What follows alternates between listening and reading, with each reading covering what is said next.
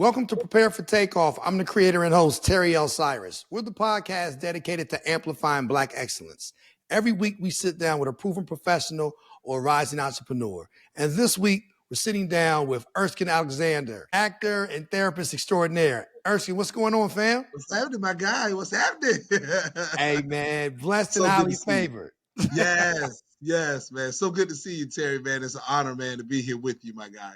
Likewise, man. So I wanted to give you your flowers. You have the right picture behind you. Those are the roses. We like to give people their virtual flowers because a lot of times people don't get those flowers as much as they should, especially people in our community. We're quick to give people those flowers after they're dead and gone and they went on to glory. But I want to make it my business, us as a podcast, to give people in our community those flowers they deserve as it relates to all of what it is they're doing in their chosen professions. Salute to you and all of what you do. I want to give you the opportunity to share your story with our viewers and listeners. I know, similar to myself, from the South, Columbus, Georgia. Is that correct? Yeah, Columbus, GA. Yeah, about an hour. About an hour and 15 southwest of Atlanta and 285 west. If you're in Atlanta, take 285 west to 85 south, it'll take you straight to Columbus, Georgia. Okay. But just to give the viewers a background history of me, I born and raised in Columbus, Georgia. With the high school down there. I ended up going to college at the Morris Brown College, and I got a band scholarship to be in the band, and I was marching Wolverine at Morris Brown. I finished up there in '99, and I moved to New York City, went to graduate school at Columbia University, the Columbia University, and finished up my degree there, my master's degree in social work psychology, and I took a position at Montefiore Hospital in 2001, immediately after graduation, and we've been rocking and rolling ever since. Montefiore Hospital, Department of Psychiatry there up until the last year. So now I'm working in pediatrics. So basically provided therapy. You talk therapy services. I work with two clinicians, one in the Bronx, based out of the Bronx, Santa Cecilia Branez, Santa Cecilia Incorporated, as well as Healing Springs Wellness based out of Cheshire, Connecticut. So I got New York and I got Connecticut. And I'm the only African-American male father on all three teams. And it's truly an honor and a blessing to be in practice, be able to provide therapy to young adults, couples, families, children, and even working with the transgender population now, which is what I'm doing now at the hospital. So that's definitely been that's definitely been a ride in itself, and it's just exciting to continue to expand. I'm also an actor. I had the opportunity to work with Joe Cinemera. I've been in 5 different movies, Somnia. I just finished up a project called Funeral, Me Familia 1, Me Familia 2, Six Tales of Sin, Wrath. I think that's on Hulu now. And the biggest project that I did that I'm probably more so known for was For Life with 50 Cent, with Curtis Jackson. That came out in 2019. I was in season 1 and I was in season 2. So that was extremely exciting. So between balancing acting and balancing my role as a mental health clinician, it's never a dull moment. So it's exciting. So when you were in Columbus, Georgia, did you know that this was going to be a career path that you were going to embark upon, whether that's in therapy as well as acting? The funny thing about the therapy thing, when I was in high school, people used to always feel comfortable talking to me. And I didn't tell their business because I didn't want to get beat up. And then you don't want to lose the friendship. My mom, I remember she got me my own phone line back in the day. I had my own line and, just talking to friends. And I guess people just felt comfortable expressing their feelings and their thoughts to me, which is, is exciting. But then when I went off to college, I took some psychology classes. The psychology classes that I took, I really took a liking to them, and I really did well in those classes. So I was an honor student at Morris Brown taking those classes. So naturally, when it came time to really think about being a therapist or a social worker or caseworker, I knew that I wanted to expand. And I knew the best way for that to actually take place is to move up north. I always wanted to get the up north experience and the diversity, working with different populations, different backgrounds, different ethnicity groups. So getting into Columbia University and coming to New York City to do my internships and stuff like that, that was really like the segue. And it just took off from there. Mm-hmm. I had a first year internship at Grand Central Neighborhood Social Services in Midtown. So of course, I'm fresh out of Georgia. They say, well, oh, your internship is in Grand Central. So I'm like, oh yes, I'm in Grand Central. So I think I'm going to get off the train and I'm going to walk to the other side where this building is at. And I'm thinking I'm about to walk into this big executive building. It was a homeless drop-in center. He was like, this doesn't look like what I thought it was going to look It's like. not what it looked like. And so my cousin, she's from the Bronx, so she's showed me how to ride the train. She showed me how to navigate around the city. So anyway, we get to this place, and it's a homeless drop-in center. And I'm looking like, what did I sign myself up for? Like, oh my gosh, this is going to be so interesting. But the one thing about that internship, I started that internship in August of 1999, and I finished it out in May of 2000, because it was through my whole first year.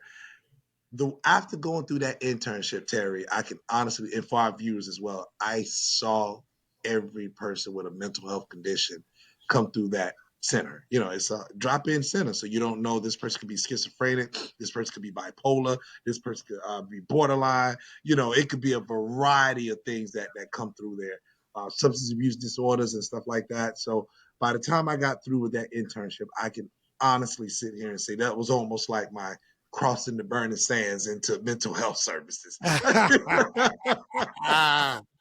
Right, right.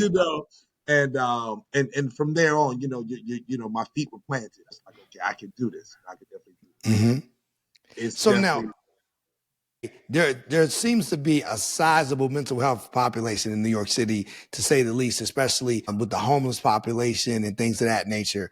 Was that your target audience at this particular drop-in center, or was it people from all walks of life? people from all walks of life. People from all walks of life. I think that the actual agency was based around individuals that were homeless, or if they had an issue with their wife or whoever, they could come there and eat food and crash for the night. But the primary thing was, everybody in there pretty much had some kind of mental health challenge, mental health disorder, and that was the thing that made that internship so unique, because I didn't know who I was going to be working with when they came and sat down in the chair and said, "Hey, listen, Mm-hmm. I'm about to meet with the therapist. I'm about to meet with the social worker." So the guy could sit down right next to you, and he's borderline, and he'll get up, and then somebody will come back, and that person could be schizophrenic. The next person could be borderline. It was just such a wide range of things that I saw in the field of mental health through various populations that kind of prepared me to decide which lane I wanted to go down after I finished that particular internship. So yeah, it was a ride. It was a ride. I can imagine, man. And I know borderline is like one of those diagnoses that a lot of us may not be as familiar with it as, let's say, bipolar or schizophrenic. So, what are some of the, because I've always been curious about this, man, because I've met people and they're like, oh, man, especially in the therapeutic community. And they say one of the most difficult diagnoses to treat is borderline. So, I wanted to give you the opportunity to like touch on what are some of those characteristics and how and why is it so difficult to treat somebody with that Well, disorder? right. And that's where talk therapy comes in at. Somebody that's borderline, you don't know what you're going to get. They could go left easy, they could go right easy. You just don't know. And you have to really kind of catch it with the wave with that. I've always, the thing that I'm very appreciative of about with mental health is the fact that they're putting more emphasis on talk therapy. You know what I Mm-hmm. mean?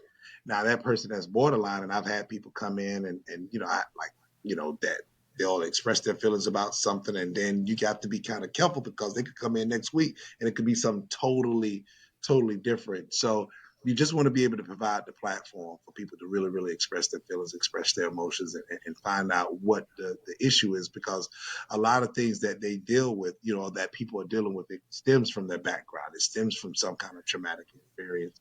And a lot of times, if they haven't addressed that, they'll replay those situations in live, in front of a person, Right. in front of people. So it's a very unique thing. It's a very unique thing. I specialize in working with, like teenagers and stuff like that. Now teenagers, couples, and mostly people now with adjustment disorder, anxiety, major depression, that kind of thing. But all of that goes up under the same umbrella. You know what I mean? So Mm-hmm. you just have to really, really be as supportive as you can, and kind of monitor the patient, the way they're going, because like I said, they could go left 1 minute, could go right 1 minute, they can go up 1 minute, they can go down another minute. It's just a matter of trying to zone in to kind of track them where they're at. And a lot of times with people, they just want to be heard. They just want to be listened to, or they felt like they hadn't been heard or they hadn't been listened to. So it can go, it can definitely go a long way. Thinking about starting your own business? Make it real with Shopify, the all-in-one platform trusted by millions to sell online and in person. Whether it's merch, art, or digital goods, Shopify gives you the tools to build, grow, and succeed. And here's the best part. When you sign up using the affiliate link in our show notes, you're supporting Prepare For Takeoff and starting your business off right. Click the link and start your free trial today.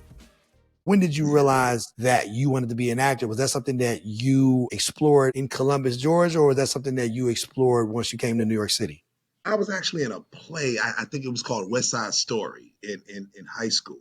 My senior year in high school, and the teachers, I still remember, I think her name was Miss Chase and Mr. Lewis. And I was in this play, and, they both were like, I think you might have something here, but you don't think nothing of it, and you thought it. And I've always been an energetic guy, life of the party, like that. That's always been my thing. But when I got to college, I did take a theater arts class at Clark Atlanta. I did take that, and I had an opportunity to work with Mr. Jason Swain, who ended up becoming a huge movie director. He went to school for that, and he had a project for that. So I remember he cast me to be in this project. And like I said, this was probably like 1998, 99 or something like that. And he said, I did good. He gave me my lines. I did my lines. And this is at Clark Atlanta University. We did well. It did well. He said, I think you might be on to something. But I didn't think nothing of it. So, of course, when the opportunity came to come to New York, I knew I had to come up here to get my master's because my mom wasn't going to be having it. Like, listen, you going up there to get a degree. You're not going up there to be an actor. Get that I don't care paperwork what first. you do. Just make sure just make sure I'm going to a graduation in 2001. Right. So, lo and behold, after I graduated and got my crib and got situated, and then I met my wife at the end of '01. Everything was smooth. So around 20, I could honestly sit here and say around 2017, I started to poke around and look into, okay, what would it like to be an actor? Because at that point, I felt like I was solidified in the field of mental health. Not that you can't grow, not that you can't expand, but just to kind of branch out, just to kind of lean out a little bit to see what else is out there in the form of acting, entertainment. Because I didn't want to be in a space where I retired and I left New York and I didn't try it. You know what I mean? I think that would have been, I didn't want to be 65 years old and be like, man, what it would have been like if I would What have been if? acting. What if? And I just did not want to walk away with that. So I poked around. I did some background work. I took some classes out of Los Angeles. I went to a training out in LA, which was great. So of course, you go on some auditions, you don't get them, and some of them you get background work. But what finally got me in the door, I was cast to be in this movie called Me Familiar, and it was filmed out in Queens. So I show up on the set just basically to do a background role. And so I'm supposed to be playing this Harlem mobster, and I got on the black suit, and I got these goons with me. Like we about to rough these guys up. So this is part of the movie. The director, they got the camera crew, they come downstairs. We in Queens. We at some spot in Queens, like this fancy restaurant, fancy parlor area, whatever, in Queens. And so anyway, the director comes down. He comes down with the cameraman, and there's another cameraman, and all this and this and that. And so he says, now mind you, it's me and like probably like 7 or 8 other guys. He says, who wants a speaking role? And the guys that were standing on the side of me, it's like they took 5 steps back. So it's just me and the director face to face. So he said, say this. And this is really, really on cue. He said, say this. And I said it, and he grabbed the camera crew. They grabbed the camera crew. He said, say it again. And the next thing you know, I said my lines. I'm in this movie. And he said, we're going to be in contact. Mr. Joe Cinemera, out in Long Island City. And he says, we're going to be in contact. I didn't think nothing of it. I thought it was great. But I was thankful for the opportunity. And he reaches out to me 6 months later, and he cast me to be in a horror film called Somnia. And that movie ended up coming out on Amazon, and they did the write up on the news and the paper and all that kind of stuff. And that was really, really exciting because now I'm really getting a taste of Hollywood and taste of what it's like to be an actual actor. And people were watching it. You go to the gym and you don't know who's watching you. You don't know who's watching you, but you be on the treadmill and they be like, "Hey man, ain't you the dude from that movie?" Did I just see you on Prime Video? And I stick out. I stick out. Right. I'm pretty low. And that was exciting. And then from there, I had little projects here and there, projects here and there. And then this other director, and this is when I had the opportunity. This other director said you should sign up for this site and send your headshots in and all that kind of stuff. So I did. I sent my headshots in, and I never forget, man. I was down in Atlanta partying for homecoming. I was turning up. I ain't gonna lie. I On the was turn-up turning up. scene. Yeah. So I get this message on my phone. I had to do a show down in Atlanta. I had to do an interview down in Atlanta.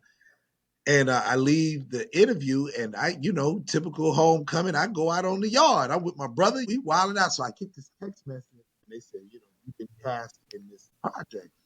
And the part that threw me off was they said, well, you need to be on set at 7 o'clock in the morning, 7 to 8 o'clock in the morning, something like that. Something like that. And I'm thinking to myself, that's not going to work. My flight doesn't leave Atlanta until 7 o'clock. So I wouldn't get back in New York until 9. And so I didn't respond back. I did not respond back. That was the funny thing about it. The lady calls me. She calls me. She says, Mr. Alexander, are you still interested in the role? And I'm like, yeah, but I'm down in Atlanta. I had a prior engagement. It was homecoming. I was partying. I was wow. It He was like, was yeah, homecoming. It was I had a prior homecoming. booking. It's called Right. I had a homecoming. prior booking. Right. Right. And so what ended up happening, I said, well, listen, I'm down in Atlanta. I have a 7 a.m. flight out of Atlanta back to New York. I land in New York at 9. I could get there by 10 o'clock, 10:30. Because it was in Ossining. They was filming in Ossining, up in this area, up in the White Plains area, not too far. When she said, sure, no problem. Soon as you land, just come. When I say all I saw was fireworks, that made me turn up even more at homecoming. And Right. I left. My mom lives in Columbus, Georgia. It's probably about an hour 15 away. When I say I burned up that highway, get to Atlanta airport. Right. I can't play with this. I was not playing, man. I was focused, man. So I made sure when I got to the airport, I make sure I slept on the plane. My wife was so amazing. She had a sandwich ready for me when I got off the plane to take me to wherever I was going to go. But then the lady was like, "Nah, take your time. Go get your car." So we go back to the crib. I get the car, and I dash over there. And it was so exciting because when I pulled up, they knew I was one of the actors. They said, you go around to the back. Security guard says, listen, I'll take you around to the back. So the security guard gets in the car, comes with me around to the back, and she says, Curtis, I've been looking for you. And I look up and 50 Cent is standing on the side of my car. And of course, I'm excited because, I'm a huge, huge fan of his music. And she gets out and takes a picture. I said, hey, man, can I get a picture too? And I took that picture with 50 Man, and he put his arm around me. I put my arm around him, and it was far the most exciting experience ever. And I had the opportunity to do season 1, working with him and Nicholas Binock. Shout out to Hassan Johnson, my man Weebay. His name was Weebay in the TV show The Wire. That was probably like that was like my guy. That was like my BFF on set. And just overall amazing cast. I met so many amazing people. Ha Davis, Mr. Commodore, and it was a very exciting experience, man. I can't tell you no story. And so the blessing with my job, I was bouncing back and forth, 9 to 5 film. I'm moving fast, and it was the most exciting, busiest time for me ever. And to be able to close out 2019 like that, it was incredible. And from that point on, I started getting little roles. Of course, the pandemic happens next, and everything shut down. But lo and behold, when they got ready to film season 2, I got the phone call to come back. And of course, they had to change up the storyline, I think, due to the pandemic and what was going on with the pandemic. Because I think the storyline was one way, and then when the pandemic happened, that kind of switched up stuff. So just the fact that they called me back. So I'd never had so much fun being in jail. I was in jail, man. I was one of the inmates and all that. most exciting thing ever to be locked up with 50 Cent, man. 50 Cent and those guys, man.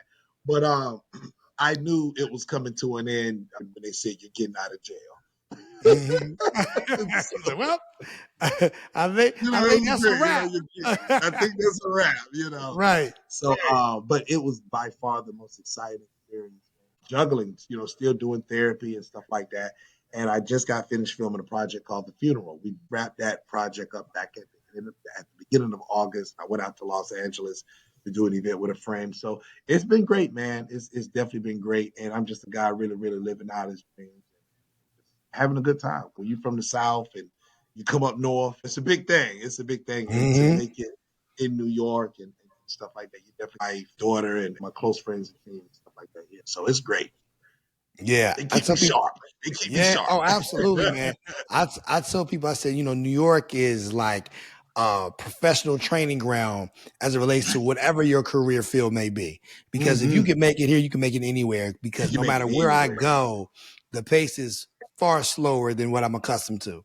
Whether that's Atlanta, Correct. Miami, Chicago, out west, the pace is always a lot slower. And I think people can sense that and they'll gravitate to you as a result of which, because you become a Mm-hmm. force multiplier. Because the same way that you were inclined to gravitate to people that were from here prior to you moving here, now people they're gravitating to you because you have that same energy on you. If you are competitive by nature and you want to compete at the highest level, then move here. But if You you're got not to. competitive and you want to have the benefit of a higher floor but a lower ceiling, stay down south. I've been told by older people the worst thing that you can have happen to you is you grow old with regret.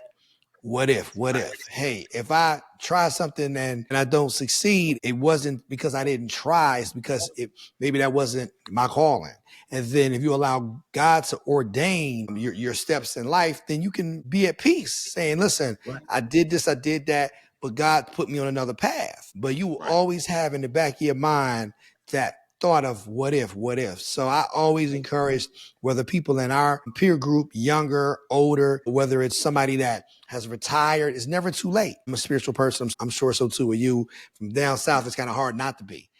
Right. but but like I say, Erskine, that what God puts on our spirit, the enemy tends to try to manipulate our mind to try to discourage us from pursuing what God put on our spirit. When someone says to you, oh, Erskine, you can't do XYZ, oh, that message isn't for me. The devil is trying to use somebody to discourage me. But Yeah. you can serve as the testimony to that person Yeah. who has begun to acquiesce and accept what the enemy has put into their mental Rolodex. And then once they see you doing something, then they can say, you know what, man, if Erskine can do it, so too can I. Steve Harvey said the best. If you don't have no haters, you ain't popping. That's You ain't popping if you listen. don't have no haters. And I think that's $1 million question that a lot of clients ask. I've had patients ask me this, clients, and I've been in interviews and they say, well, how do you deal with the haters? I said, that's when I know I arrived. That's when I know I made Absolutely, it. man. And the thing is, I'm the kind of person I have no problem giving you the blueprint, what I do and how I did it or whatever. Just like it's dedication to get up in the morning and go to the gym at 4. But you got to be willing to put in the work. I've chased the trains. I've ran off the D train down Fordham Road to catch the Metro North. Like I've, sprinted in the snow. I've definitely put my work in here in New York. I've been here for 20. God, what is this? 20 going into year 26 years here. And and I know, you're gonna, if you're gonna call New York your home, you're gonna work for it. And the Mm-hmm. excitement thing about being in New York is that, you can always try something different. Like you said, you never hit a glass ceiling here. The ground stays low and you don't hit the actual glass ceiling. So if you decide you want to be a farmer the next day, you can find it in Long Island. Absolutely. You can come up this way. So it's exciting, and at this stage in life, you're focusing on taking care of your family and kid is straight. I got a kid that's going to be graduating from high school next year, so the next step is college and all that. So you really, I'm outside, but I'm not outside. I'm on my grown Right. man outside. Right. Listen, So I know the feeling. So let me ask you a question. sure, We both attended HBCUs, and I think yes, that HBCUs prepare people like you and I, no matter what environment we find ourselves in, we feel like we belong. So talk to me about the role that your HBCU experience played in preparing you to succeed in New York. My gosh, the Morris Brown College in Atlanta, Georgia. Oh my gosh, when I stepped on that campus from 95, and I'm pretty sure it's like this with all HBCUs. I firmly believe it's like that with all of them, but just my experience with my particular HBCU, it was exciting. It gave me strength and courage to say, you know what, for career wise, let me see what it's like outside of my region. I grew up in Georgia, so I was there with the Freakniks and the Outcasts and before everything. I was there.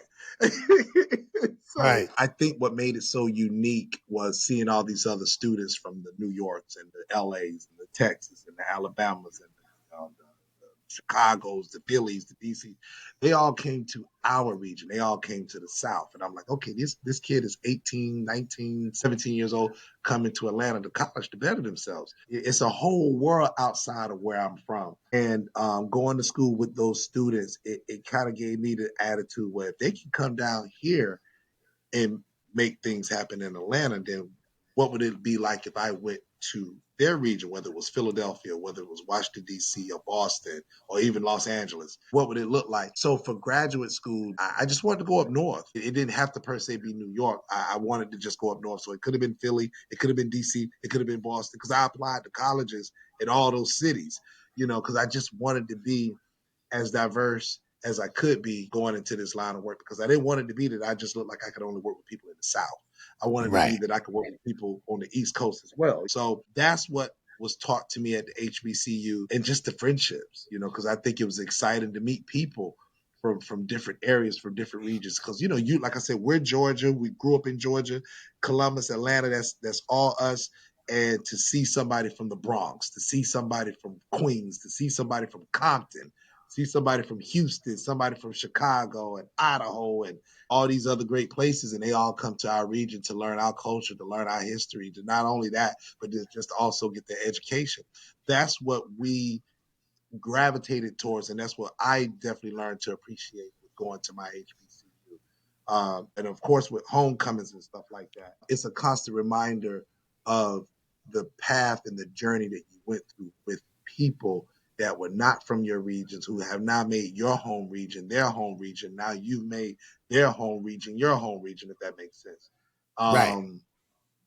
So it definitely it boosts your self esteem. When you're in high school, and let's say you're not that guy, because I wanted to play football. I tried it. I ended up joining the band. Why? Because I saw the girls. Right. The honeys is there. We playing instruments, and I'm not getting hit. Right. I'm not getting hit. I'm not gonna, football just wouldn't cut it. So, but the thing about it is the girl, and I say this in a humble way, the girl that didn't give you the time of day in high school, the pretty girl that did give you the time of day in high school. You got off to college, or at least my experience at my HBCU. The girl that didn't give you the time of day in high school, she didn't hold no candle to the girls that you saw at that beautiful Right. HBCU. And everybody was just so nice. I think we all were young. We were all trying to figure it out. We were all trying to see what is the next step. But it was so exciting because we were mature enough to understand that we're all on this journey together as Black people.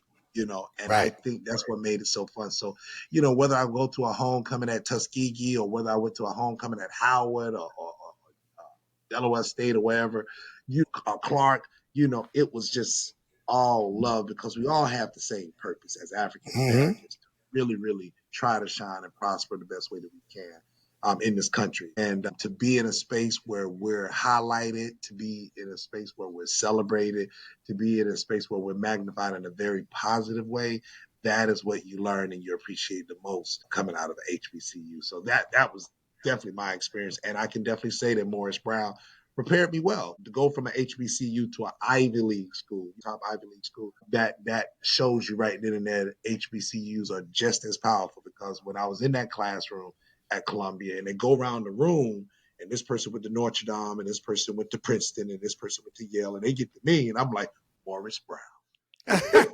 Morris Brown. I dare I Morris say Brown. the Morris Right. Brown. Right. The Morris Brown College Right. of Atlanta. I don't know what you thought the HBCU community was in New York, but maybe those who haven't spent a lot of time here may not fully understand the magnitude of the HBCU community in New York City. Because to your point, so many people from New York, they go to school out of the city. In particular, they go to HBCUs. I had a sizable population of people from New York at my HBCU, and you had a sizable population at Morris Brown, and they're at FAMU, Jackson State, Howard, you name it. And I know that actually where we met at the historic HBCU photo, the installation at a neighborhood, the spot in Harlem. Talk to me about when you were a part of that photo, because you were actually part of that historic moment. What was that like? Did the HBCU community, did it exceed your expectations when you came to New York? Yeah, it did. At that time, and I think, like I stated in the like I stated on the panel, I think at that time, I mean, we always knew that there was, people that went to HBCUs, and of course, based on their profession, everybody migrates to New York City. They're from New York City and they come back to New York City, that kind of thing. What made it so excited about that photo? And my shout out to Daryl, man. Daryl is my guy. Daryl shows love to everybody. And he's seen me. He had seen me on television and stuff like that, and had seen me in a few projects. And when he was telling me about the actual photo, it's so funny. And God works in mysterious ways. I was scheduled to be in Atlanta that day for a wedding, and the flight got canceled. I'd never forget, the flight got canceled. So I ended up coming to do the shoot in Harlem. And what made it so exciting, especially at that time, was everybody was all bottled up from the pandemic, and just I think people were just happy to be around people. You know what I mean? To still celebrate the history of where you come from as far as like your HBCU, and we was just happy to be outside. you Right. know, You were outside for real in that photo. outside for real. We was outside, and it was good to be. People were still straddling about whether the mask or not. So that was a huge thing. So being able to unite with other colleges and celebrate with other HBCUs, Right. that was exciting to see somebody. Oh, Tuskegee over here. Oh, Spelman's over here. Oh, Clark. Oh, Jackson. Oh, Southern. We were all together, and that particular day, I think just the excitement of us. It was really, really just a platform strictly for all HBCU. So it didn't matter which one you went to. If it was HBCU affiliated, we love you. Right. You know what I mean? And to this day, I did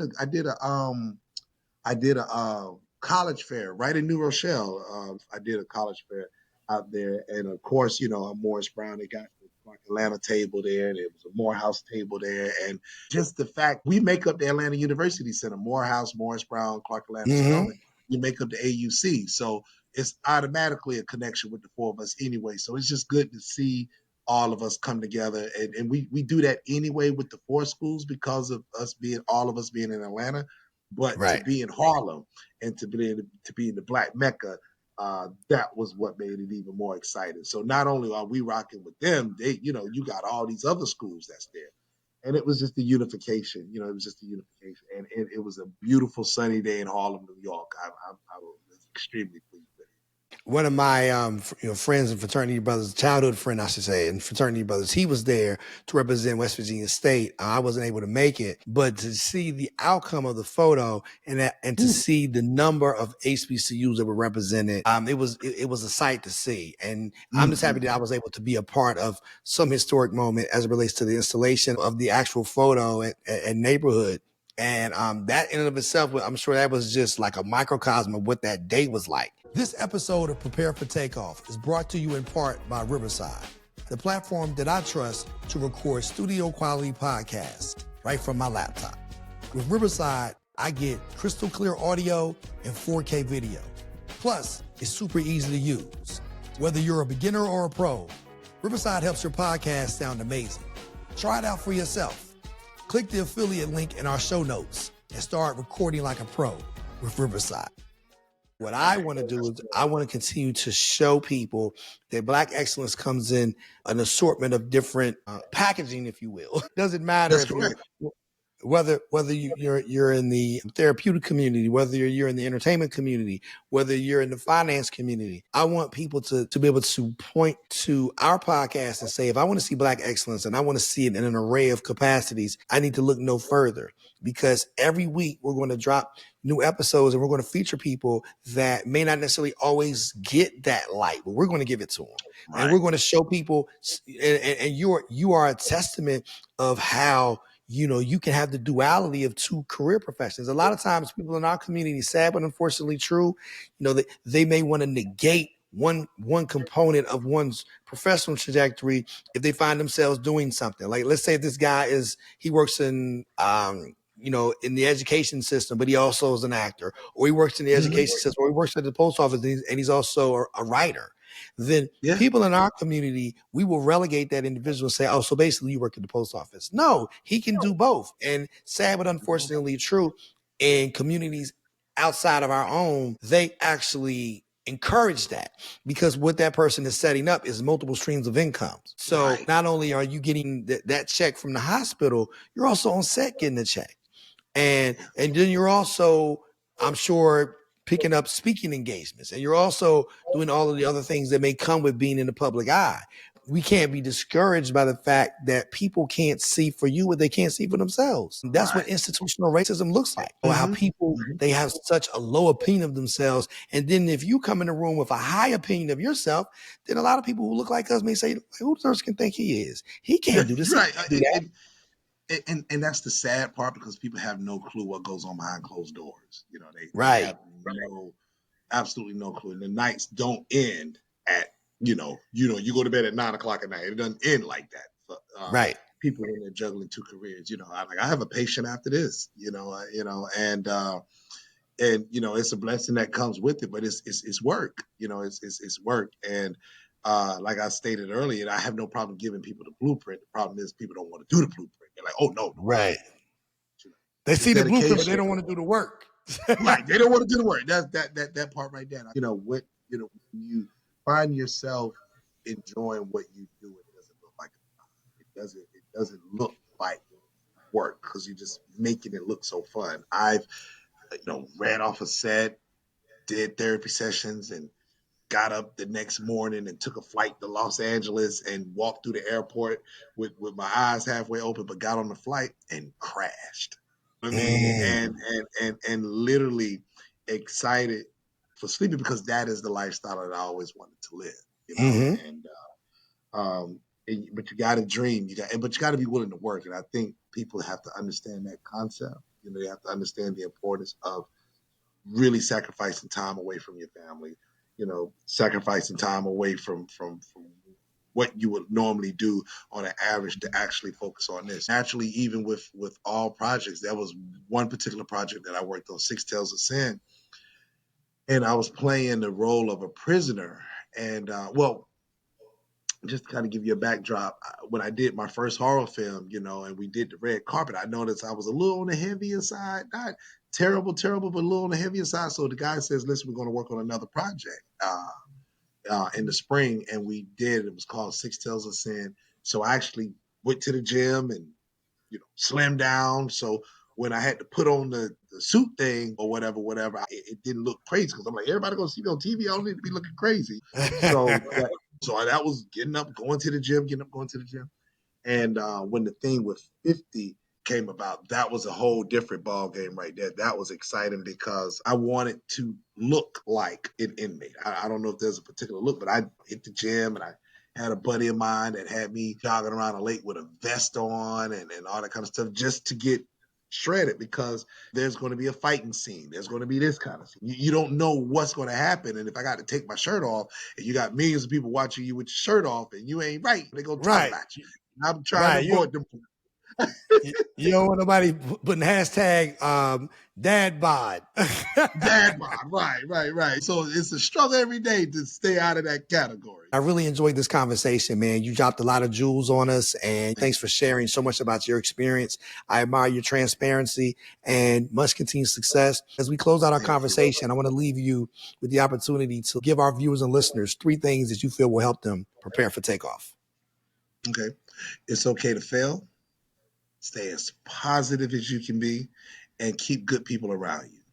That's the most important thing. I probably should have said it in a different order, but it's okay if you drop the ball, you keep pushing, but most importantly, stay positive. Stay positive because you always find something good out of a bad situation. I'm a very, very, very, very, very, very, very, very, very firm believer in that because you're not going to win at everything and everybody's not going to be happy for what you're doing, but you can always find the good in yourself. Always find the good in something, and to stay positive. Like I said, I think that's the key. I think when it comes to mental health, we have to make sure we're in the best mind state we can be in, so we can progress towards those goals, progress towards those dreams, move towards those goals, move towards those dreams. Because if you take care of the mental, everything else falls in place. I Everything else agree. just really, really trickle down. The mental is the key. You can pray, and I think everybody should pray and thank God for their blessings and everything, but you got to have your mental right to even go in that direction, Right. so I always say stay positive, stay as positive as you can, always find the good out of a negative situation or a bad situation. I want to give you the opportunity to share your social media handles because I'm sure our Sure. viewers and listeners, they're going to want to, continue to follow your journey. Sure. Thank you. Thank you. I'm actually on Instagram. It is EALEXAND477. That's on Instagram. And my Facebook information is Erskine Alosius. That's Alysious Alexander. I mean, I spell it the correct way to spell my middle name is Aloy, but we dropped the O and it's just Erskine Alyssi. But the best way to really, really catch me is on Instagram, and that is EALEXAND477. Alexander 477. Once again, thanks for giving us so much of your time and much continued success to you. Thank you so much, my friend. Thank you so much, Terry. We'll be in contact, man, and just a phone call away if you need me, my guy. Hey, man, I appreciate that. And also, I appreciate all of our viewers and listeners. As you know, every Wednesday, we're going to continue to drop new episodes with proven professionals or rising entrepreneurs. And all of these conversations will definitely help you prepare for takeoff. Thanks for joining us.